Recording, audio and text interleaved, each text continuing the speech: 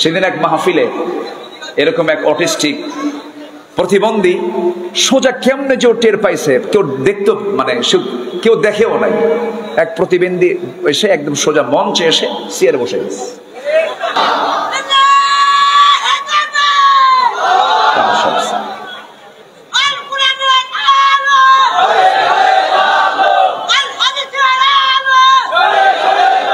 জি ঠিক, হ্যাঁ, ওর সালামও দিছে কিন্তু। ঠিক আছে, এখন বসেন।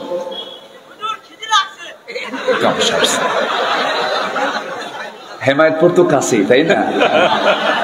আচ্ছা ঠিক আছে, জি একটু, হ্যাঁ হ্যাঁ ঠিক আছে, ওকে একটু পাঠায় দেন। আমার সাথে এদের খুব মিল আছে, বুঝলেন? সেদিন এক মাহফিলে এরকম এক অটিস্টিক প্রতিবন্ধী সোজা কেমনে যে টের পাইছে, কেউ দেখতো মানে কেউ দেখেও নাই, এক প্রতিবন্ধী এসে একদম সোজা মঞ্চে এসে চেয়ারে বসে গেছে। দেখেন না আপনারা? দেখেন নাই?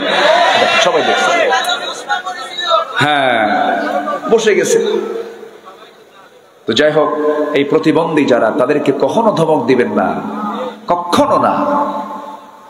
বিশেষ করে প্রতিবন্ধীর বাবা যারা, এই অটিস্টিক এদের যারা বাবা মা, অনেক সময় ধৈর্যের চ্যুতি ঘটে, ধৈর্যচ্যুতি হয়ে যায়। কখনো না।